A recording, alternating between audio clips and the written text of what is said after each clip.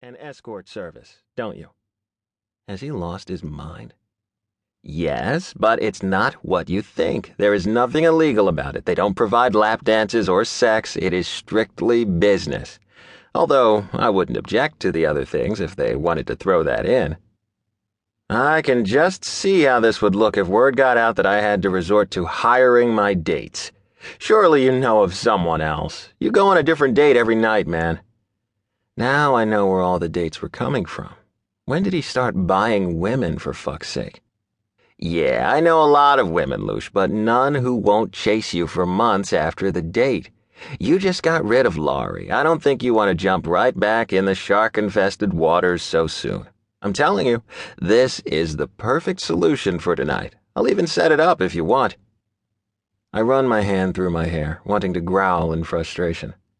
Has my life gotten to the point where I am seriously considering Aiden's suggestion?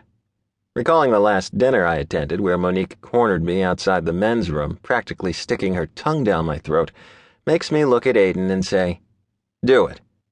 Get an address for me to pick her up. I don't want to spend all evening hunting a stranger in the parking lot of the restaurant. If this turns out bad, you're fired." Aiden smiles, knowing my threat doesn't hold substance. We have been friends for most of our lives and always have each other's backs. We first met back in elementary school. He was getting his first-grade ass kicked by a third grader when I jumped onto the back of his tormentor. I grabbed Aiden's hand and jerked him to his feet, and we proceeded to deliver a few kicks of our own to the bully before we were pulled into the principal's office. From that moment on, we were inseparable. I'd never admitted to Aiden that I almost pissed my fucking pants that day when I jumped on that asshole for him. I'd been scared out of my mind and was grateful the bastard had tripped from the surprise attack and done most of the work for me. Aiden had grown up with the standard house, dog, and white picket fence. He was an only child whose parents doted on him. I lived with my Aunt Faye. My parents died in a car accident when I was 5, so my dad's sister had taken custody of me. When I reached 21, I took the sizable inheritance from my parents and bought my first company, an ailing software firm that was operating in the red. Within a year, I'd turned it around, and Quinn Software was born. Back when the other kids were reading comic books, I was reading Business Week and the Wall Street Journal. At 29, I was at the top, and everyone wanted a piece of me, especially the women. With the weight of responsibility I carried, sometimes 29 had never felt so damn old. Our brotherhood had taken a small shift the day Cassie Wyatt moved into the neighborhood and enrolled in our school.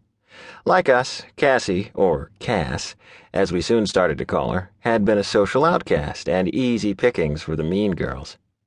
She had taken to following us around on her bike, even when we tried to shoo her away.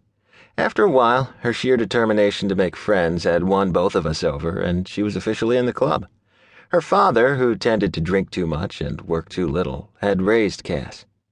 She always put off going home until the last possible minute.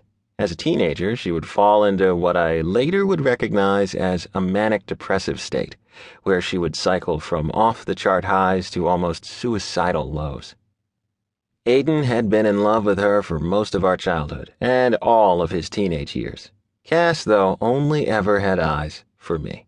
Sure, she loved him as a friend, but as we grew older, she saw more in me, and eventually I returned her feelings. If I hadn't been such a competitive bastard, I would have backed off and hoped she'd turn to Aiden. Would it have changed anything? That question had haunted me for years. We dated through high school and were still together in college until one night changed all of us forever. Shaking off the feelings that threatened to choke me, I tuned back into Aiden's taunting. "For you, my friend, I will request the best they have.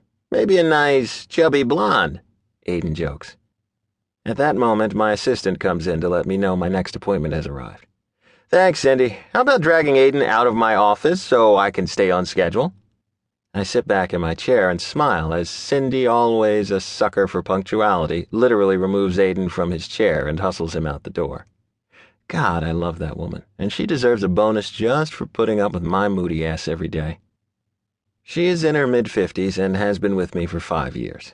After her 2 sons left home for college, she returned to the workforce, and I am grateful to have her. She runs my office like an army sergeant, and I suspect she has moved me firmly into the role of another son. She is a good judge of character and had never liked